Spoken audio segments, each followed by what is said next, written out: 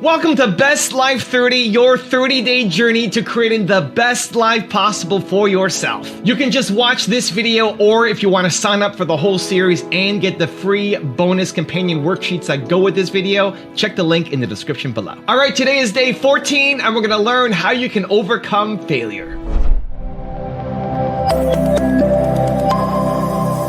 You cannot invent and pioneer if you cannot accept failure.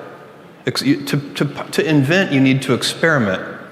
And if you know in advance that it's going to work, it is not an experiment. And so that's a very important thing. They are inseparable twins, failure and invention. And so you have to be willing to do that. And it's embarrassing to fail. It's always embarrassing to fail. But you have to say, no, that's not how this works. If I said to you, you have a 10% chance with a particular decision, a 10% chance of a 100x return, you should take that bet every time, but you're still going to be wrong 9 out of 10 times, and it's going to feel bad 9 out of 10 times. And with technology, the outcomes, the results can be very long-tailed. The payoff can be very asymmetric, which is why you should do so much experimentation. Everybody knows that if you swing for the fences, you hit more home runs, but you also strike out more. But with the baseball, that analogy doesn't go far enough, because with baseball, no matter how well you connect with the ball, you can only get 4 runs. The success is capped at 4 runs. But in business, every once in a while, you step up to the plate and you hit the ball so hard, you get 1,000 runs. And so when you have that kind of asymmetric payoff, and one at bat can get you 1,000 runs, it encourages you to experiment more. It's the right business decision to experiment more. It's also better for your customers. Customers like the successful experiments. Failure is part of life. I mean, the difference for me, though, is I look at failure as a stepping stone to success. It's a speed bump. I know I'm going to fail, but it's not failure if you learn something. And so, gosh, I've made so many mistakes. I've screwed so many things up, but every time I do, it becomes a way for me to explain to someone else what it takes. It's like, here's what I've done. I think I have the ability to influence people because I talk about my failures. I talk about all the things that mess me up, but I show people that I didn't let it stop me, and you don't let it stop you. And I think that's really the secret in that area. And if everything you touch was successful, you probably won't be able to relate to people as much. No, you'll be relate, and also it'd be total bullshit, and everyone knows it's bullshit. And also you'd be bored silly. Right. I mean, think about it. If you just said, I want this and it happened, I want this and it happened, people don't value what they don't fight for. It's like you see kids sometimes your parents will say, you're not going to value this if you don't work for it. And your kid going, I'll value it, just give it to me, right? But it's true. Yeah. The things we've worked the hardest for, we value the most. Yeah. So I think, the purpose of a goal is not getting it anyway. The purpose of a goal, is who you become. Who you become is going to make you happy, or it's going to make you sad. Yeah. So I'm not looking for an effortless approach. Sure. There's no such thing. What was your biggest failure, and how did it change you? Well, I have to really think hard about that. Failure. Never heard of it. There's your answer. Well, there's a ton of failures along the way, that's for sure. Like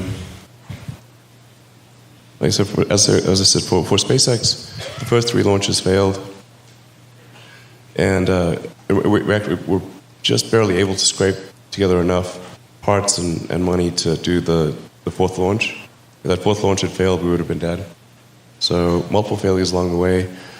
I tried very hard to get the right expertise in for SpaceX.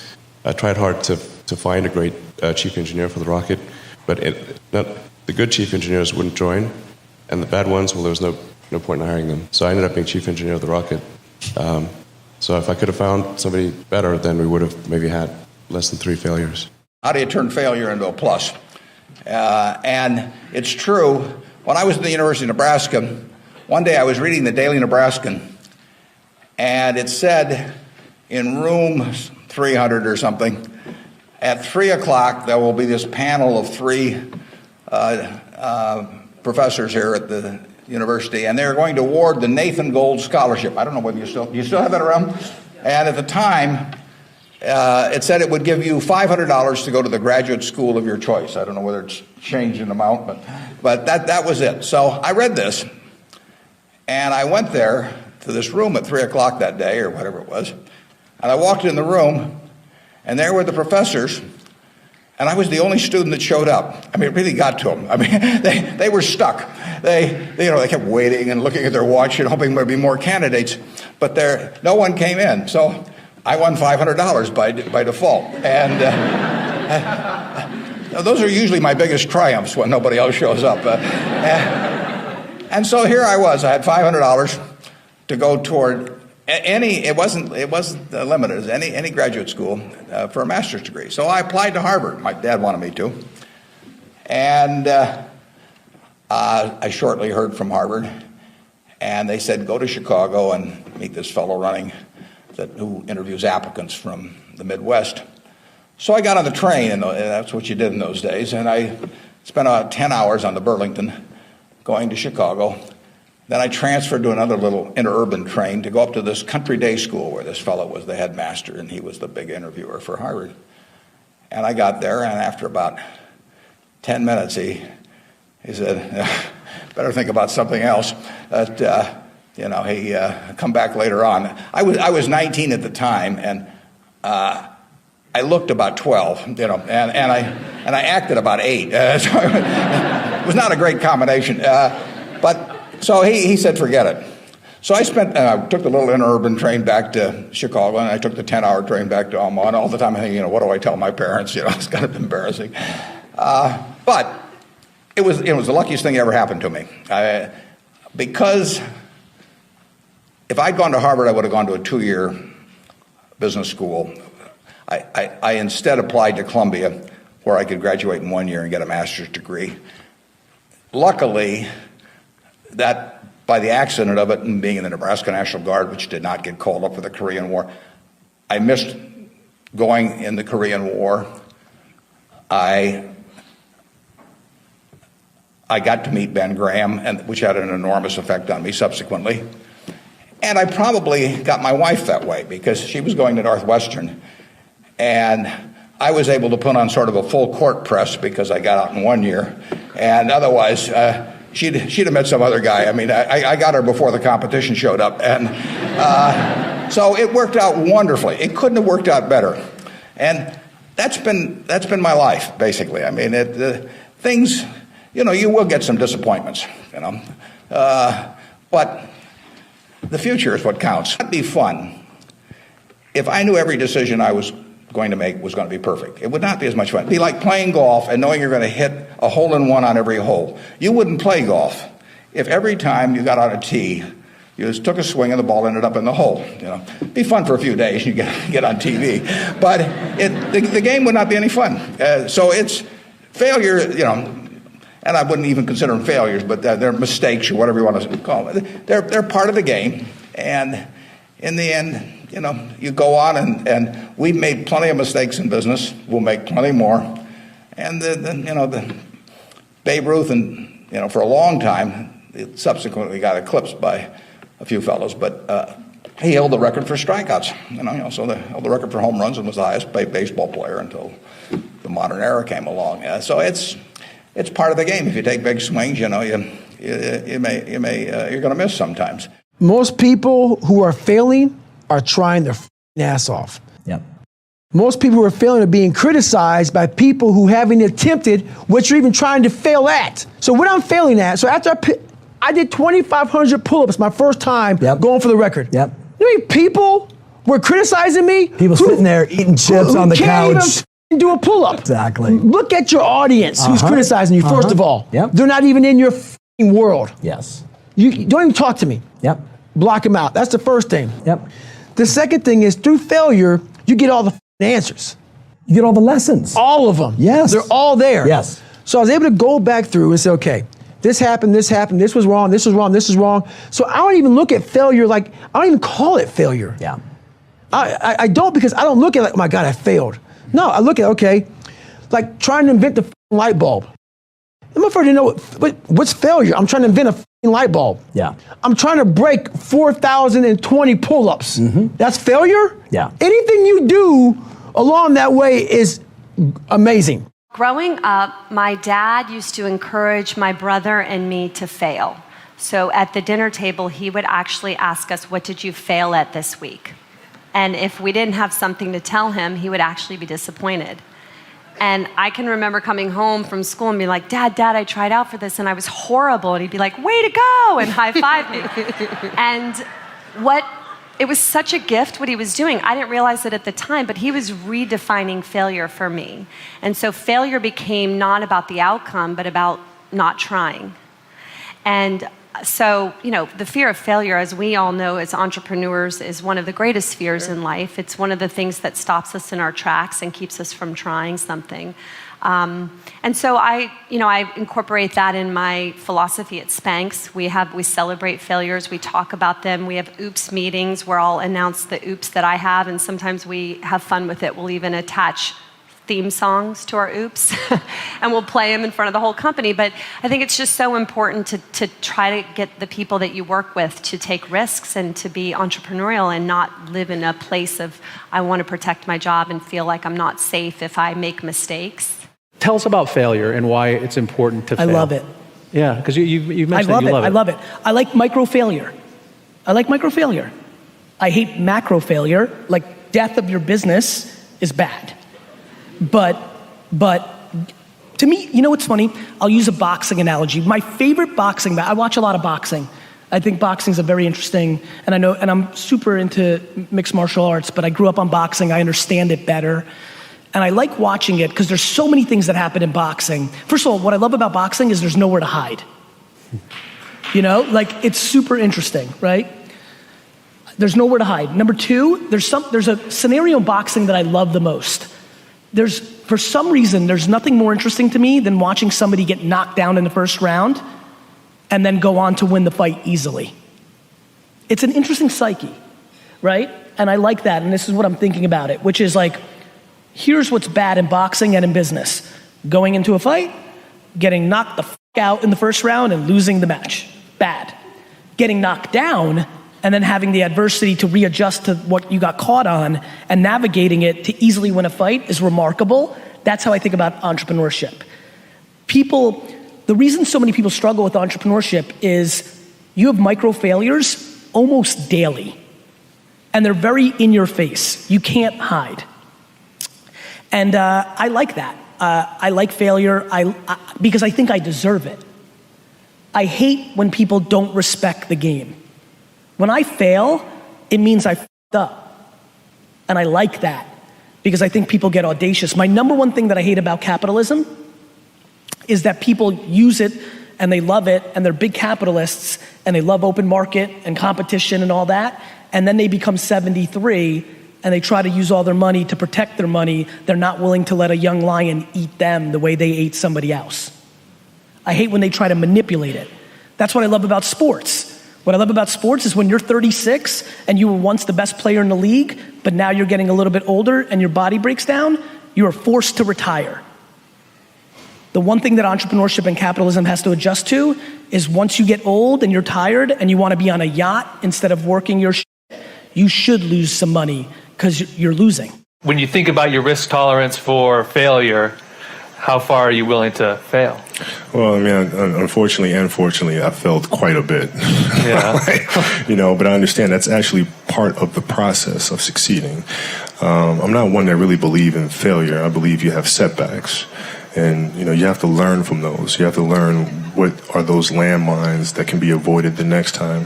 What are those pitfalls? And you have to learn from that stuff. And so, I welcome those things. It's a part of life. But are you prepared to, really fail at something totally new? Like, what if you're just a shitty VC? Then I'm a shitty VC, yeah.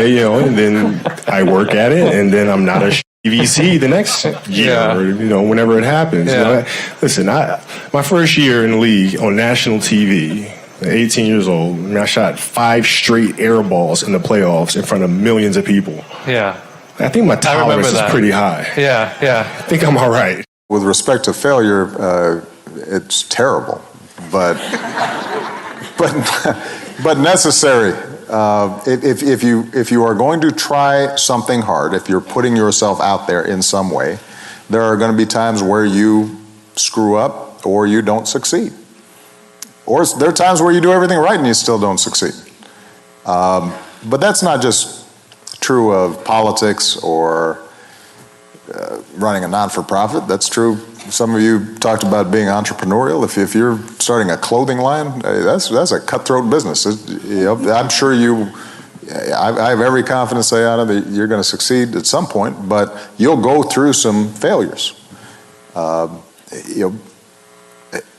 And I think that the most important thing, and this is a little bit of a cliche, but sometimes cliches are true, is to learn from those failures and to have a sense of resilience and be able to examine what is it that I did not succeed at, why didn't I succeed, and what do I need to do better. If you're focused on giving of yourself to accomplish something, then even when you fail at a particular objective, you're still succeeding in learning about how you can accomplish those goals. You think about fear of failure, what it really is an illusion. It doesn't exist. Because even if you fail at something, you still learn something from it. Right? No one could take that experience away from you.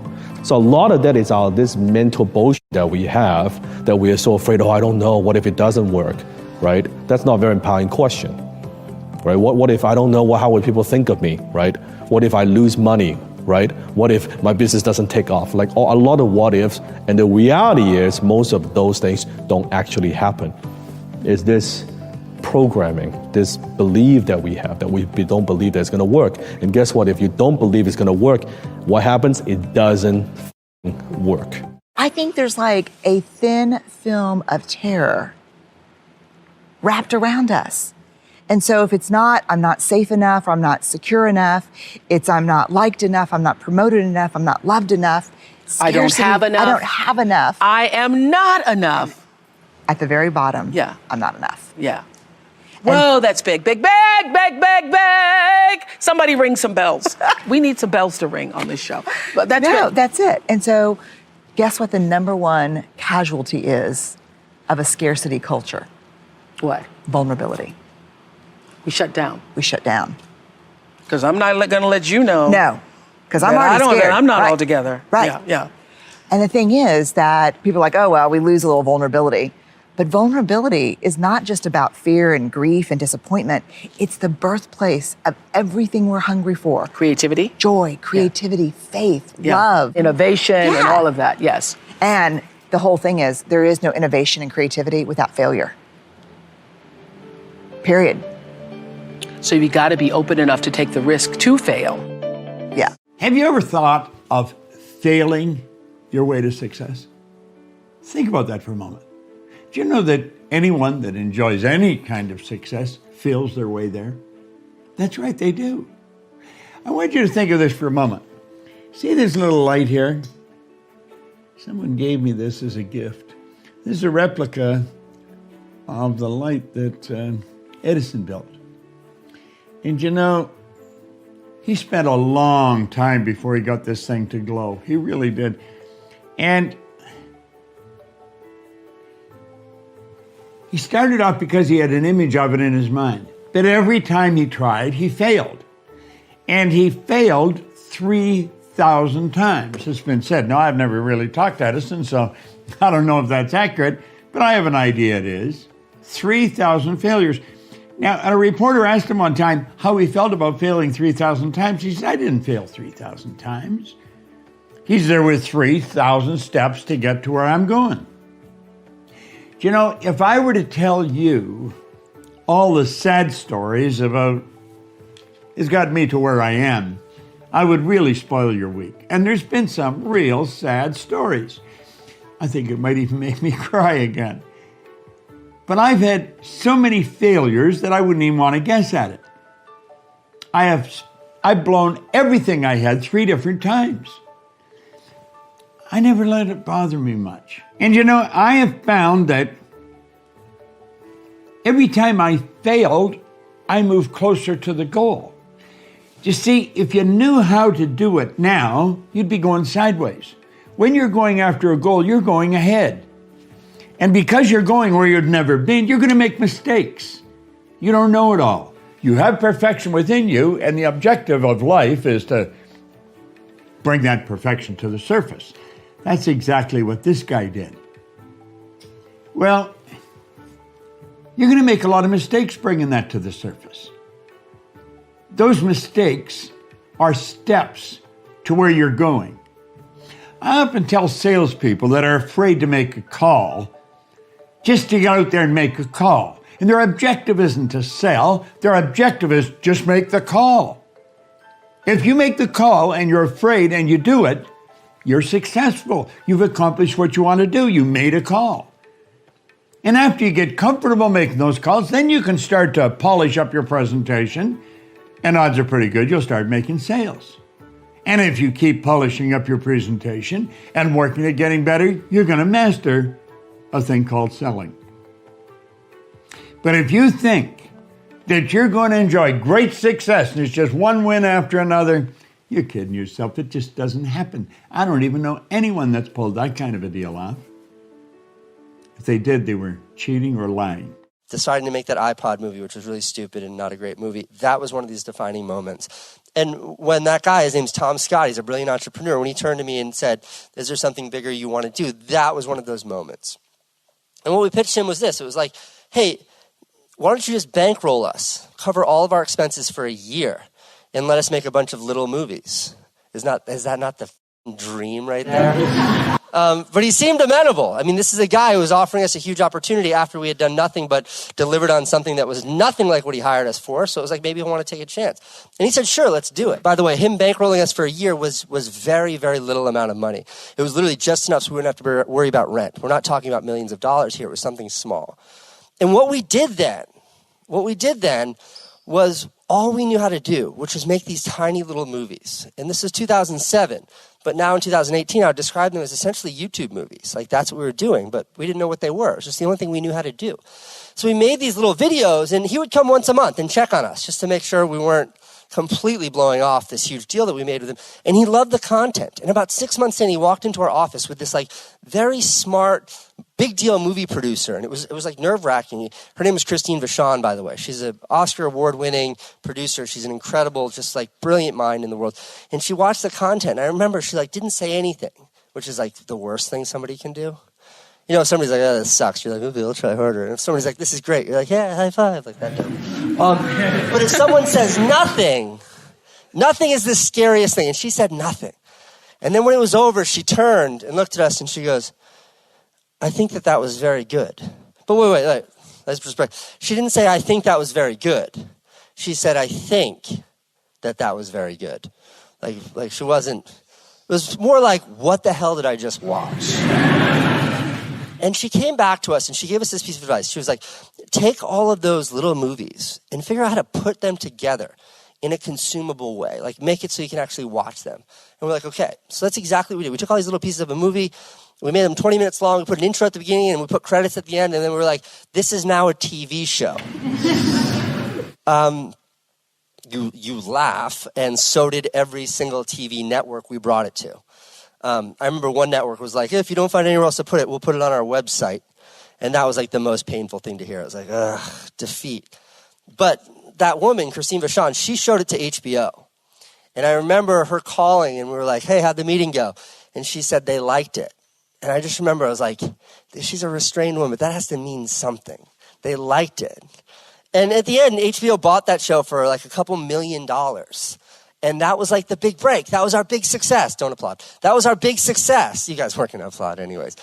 But we had done it. Like, that was it. That was the victory. It was 2008. Like, climb on top of the mountaintop. Like, we did it. And then nothing happened. Like, they sat on the show for 2 years. And when it finally aired 2 years later, they played it on a Friday night at midnight. Can you imagine what this audio size would be like if my videos were only watchable at midnight on Friday nights? It'd be me and that guy with the phone. That's it. just the two of us. And it was a failure. Like, it got cool reviews. People were like, this is an interesting concept. No one watched it. And that was crushing. That was heartbreaking. And it was in the ashes of that I was like, I'm just going to do this on YouTube. I'm just going to do this on YouTube. And I think the ultimate irony is that if you go back and you watch the HBO series, you'll see it feels and looks exactly like the content that I now call a vlog. The content that does 2 million views a day, every single day. It's the same thing. So often, you don't move forward because you're keeping such score from what didn't work in the past. You are holding yourself hostage to 1997 to 2005. You're holding yourself hostage in love to that past relationship that didn't work. Or you're holding yourself in hostage in business to the money that you may have thought you wasted or the deal that went bad. And so one of the ways that I give myself permission on two levels. Permission to have lived a life that has some beautiful experiences and some really tangy lessons. I mean, they're spicy, they hurt, they're painful. When I give myself permission to have had that, I also give myself permission to keep leaping. Give myself permission to keep dreaming. Give myself permission to keep learning how to get it right. Learning how to love the unlovable, forgive what seems to be the unforgivable, to leap again. Even while I still have a bandage on my chin from the last time I fell, I still get to leap. So I want to invite you. If you fall, fall. Catch your breath. Put a bandage on it. Whether you fail financially, you fail physically with health and wellness, you fail spiritually, you fail emotionally, you failed in a relationship, okay. A part of flying is understanding what the distinction between flying and falling. And the only way you understand the distinction is that you experience full life. When you experience full life, it's like this. Life isn't just flat line. It's not just like this. You make your heights feel better because you understand this was a failure. And what I mean by a failure is this taught me a lesson. This stung. Every single failure has a lesson in it. To me, a failure is a lesson wrapped in some sticky, icky paper that stung, that hurt. And so give yourself permission. Give yourself permission to play big, to be nervous,